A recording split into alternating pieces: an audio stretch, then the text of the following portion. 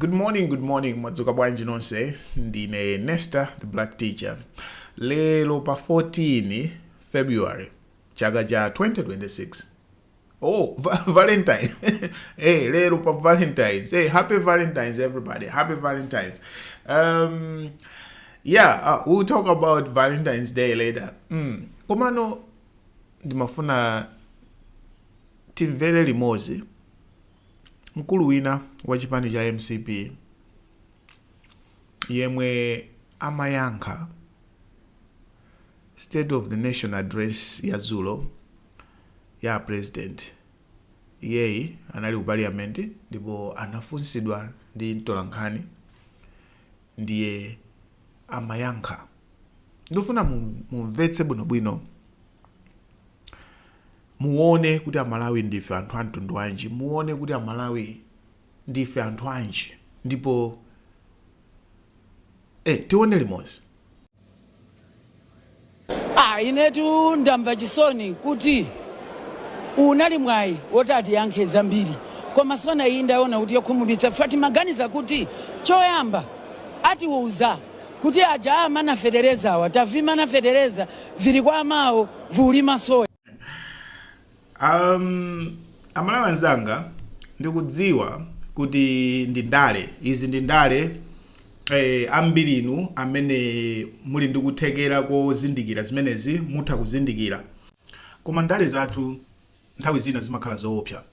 Okay, ndale zathu zimakhala zoopsa and ndale zathu nthawi zina zimakhala zopasula komanso zobwezeretsa dziko mbuyo. Moopa Mulungu mayiwa anena kuti unali mwayi oti apresidentiwa atifotokozere. Utha kumaganiza kuti akutanthauza kuti chilipo chimene apresidentiwa akanati alankhula, zinthu zoti apresidentiwa akanati alankhula zimenezozo iwo akanaombera m'manja, which is a lie. Palibe chimene apresidentiwa akanalankhula amayi awawa mmene akulankhuliramo, mmene akumvekeramo speech yawoyi, amayiwa ndikuombera m'manja. Palibe. Apresident akanalankhula chinthu china, amayiwa akanalankhulabe zinthu zina. Apresident akanalankhula zakuti, amayiwa akananenabe kusanalankhule zakuti. Okay? Zimene zili ndale zimene Amalawi tikupanga. Koma ndamvetsera sindikuyikira ni video yonse ya itali. Koma alankhula zinthu zomvetsa chisoni. Akuti apresident amayenera atifotokozere kuti zoti ifeyo ivivi tazimana zolima soyazi tazimana. Apresident analankhula kutiko kuti amana anthu olima soya fertilizer. Right? Apresident akamalankhula ifeyo timamvetsera president akulankhula chani. Kaya MP wina wakanalankhula zakuti, kaya nthawi ya campaign wina wakanalankhula zakuti, zonse zilibe ntchito. Timakayang'ana kuti president musona akuti apanga chani za Malawi. President amuthalika kuyambira inauguration, first press conference kusanjika, sanalankhulepo zinthu zogawa dziko la Malawi. Akhala akukamba zonena kuti iwo ndi president wa dziko lonse. President amuthalika anavoteredwa dziko lonse, anapeza mavoti from south to north, ali ndi ma MP from south to north, region ina iliyonse. Sanalankhulepo president amuthalika zogawa dziko la Malawi. Yeti amayi awawa akufuna kusintha kuonesa, and it's very clever. Chifukwa amayi wasakulankhulatu ndi DPP. Sakulankhula ndi president, akulankhula ndi anthu awo. Base yawo afuna ayipange convince base yawo ija ayiuze kuti musakhulupirire, awawa musaende nawo, awawa akuti gawa ifeyo. Koma is that true? Ndi zimene tikufuna.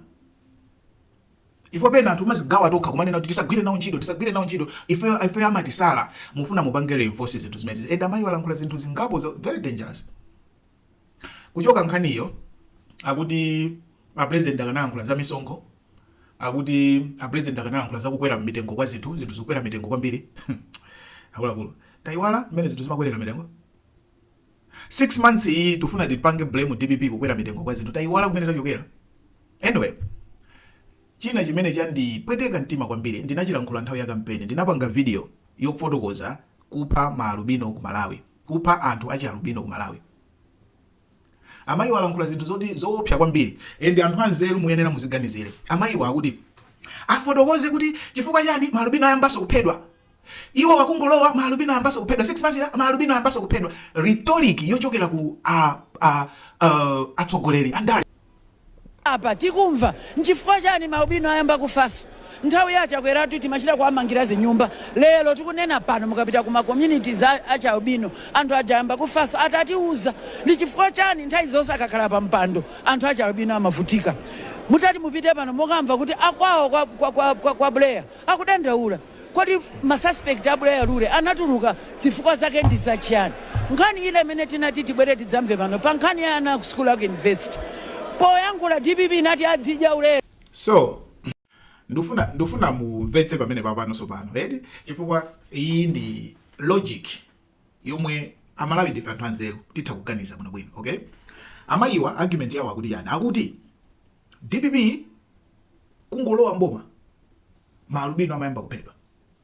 Okay, DPP kuchoka mboma kulowa MCP maalubino samaphedwa iwo amakhala kuamangira nyumba maalubino acha akuamangira nyumba. Mawu awo, I'm not the one saying this. So okupha maalubino ene okhala kuti ndi ndani? DPP ikakhala mboma yemwe amafuna DPP kuti ituluke mboma ndi ndani? Ndi opposition. Maalubino akamaphedwa DPP mbiri yake imayipa ndeti imachoka mboma. Okupha maalubino ene okhala ndani? Chifukwa amayiwa ali ndi nzeru ndi munthu ophunzira ali ndi nzeru koma ali pakona sakudziwa chimene akukamba. This is very dangerous. Ngati kuli anthu amene timakhala ndi logic awaofunika kuwayang'ana because akupanga ndale ndi miyoyo ya anthu. Maalubino ndi anthu. Maalubino Malawi nthawi ya MCP for 31 years ine ndinabadwa nthawi ya MCP. Mene timauzidwa kuti maalubino amangosowa sadwala samwalira amangosowa nthawi ya MCP. And I feel very angry and stupid chifukwa ndinadziwa kuti ku Malawi timapha maalubino ndinadziwa ndi anthu aku Netherlands. Ndinachoka ku Malawi kumakamva anthu aku Netherlands kundiuza kuti ndudu ku Malawi ndudu ku Tanzania mumapha maalubino. Ineno ndikumaza kumbukira kuti growing up we were told kuti maalubino safa anthu amangosowa. I felt stupid. Zimene zitinaphunzitsidwa nthawi yanda Kamuzu MCP. Now for an MCP person kumanena kuti maalubino amaphedwa nthawi ya DPP chipani chimene chinabwera mchaka cha 2004 azinena kuti ndi maalubino amaphedwa ndi DPP.